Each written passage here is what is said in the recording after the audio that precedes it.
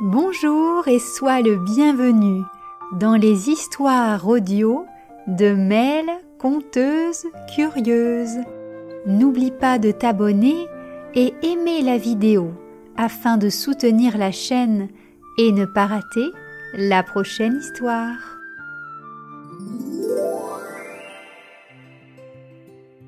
Aujourd'hui, je te raconte l'histoire « Le lézard et la pierre disparue ». Chaque matin, Tito le lézard sort de sa cachette une petite fissure dans le mur de pierre du jardin.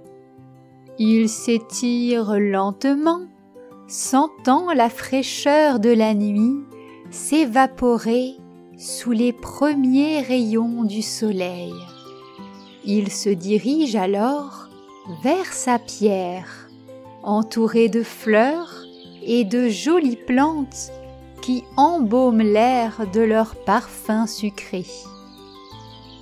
Il grimpe sur le galet, dont la surface est lisse et tiède sous ses pattes.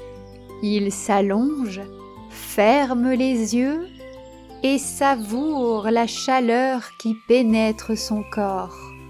C'est vraiment la pierre idéale, douce, lisse, arrondie, de la taille parfaite et très bien exposée à la lumière.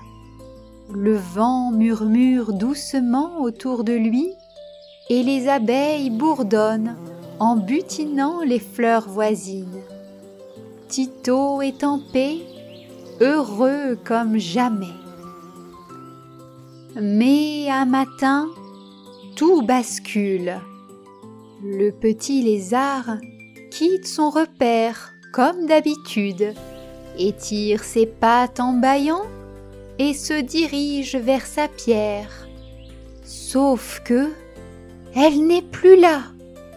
À sa place, il n'y a qu'un petit creux dans la terre, comme si la pierre avait été arrachée.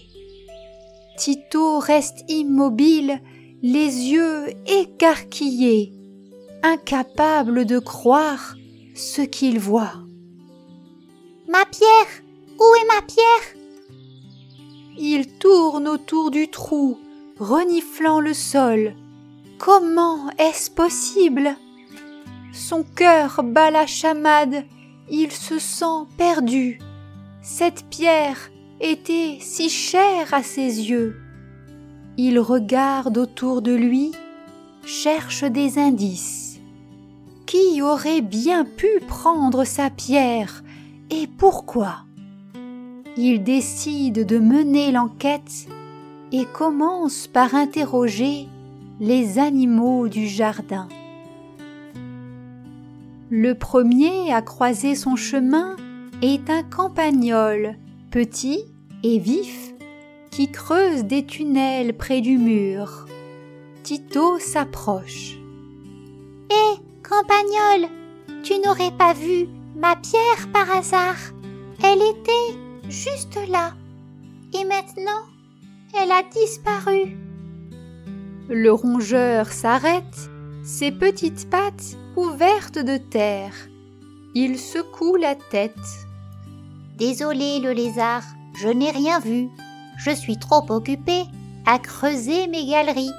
Mais si je la vois, je te le dirai. »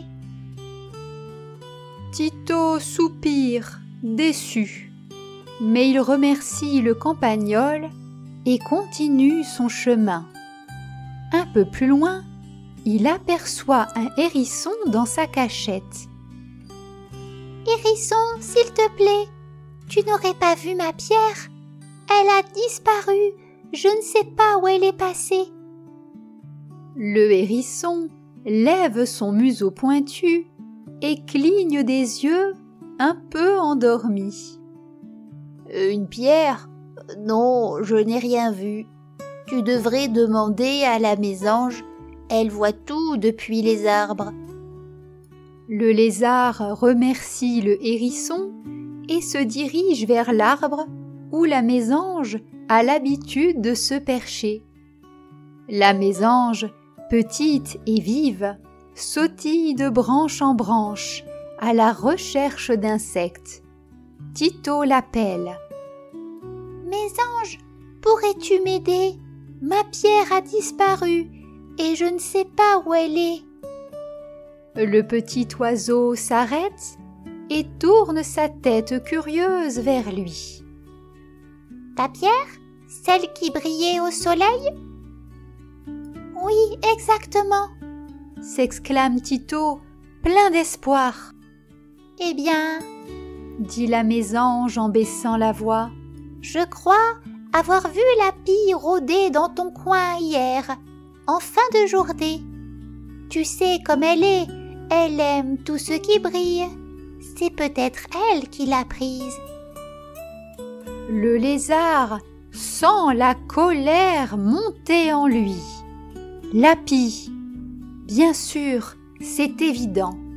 Sa pierre brillait tellement au soleil qu'elle devait être une cible parfaite pour cet oiseau espiègle. Tito remercie la mésange et part à la recherche de la pie, déterminé à récupérer son trésor. Il trouve le volatile près de la clôture, en train de picorer quelque chose par terre. Le petit reptile s'approche, gonflant sa poitrine. « La pie !» crie-t-il. « Rends-moi ma pierre! Je sais que c'est toi qui l'as volée. » La pie lève la tête, surprise. « Volée? Mais de quoi parles-tu, petit lézard? »« Ma belle pierre, elle a disparu. » La pie éclate de rire, un rire moqueur qui résonne dans le jardin.